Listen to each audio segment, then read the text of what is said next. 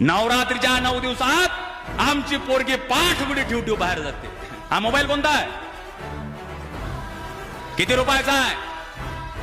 किती रुपयाचा आहे? 1 लाख 1.5 लाख. मोबाईल महाग आहे ना? महाग आहे.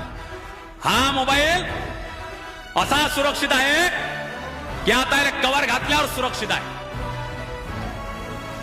महिला मंडळ कसं काय? कवर घातल्यावर ना समजलं असं तर पाहिजे, नाही तर जेवण आहे घरी गेल्यावर.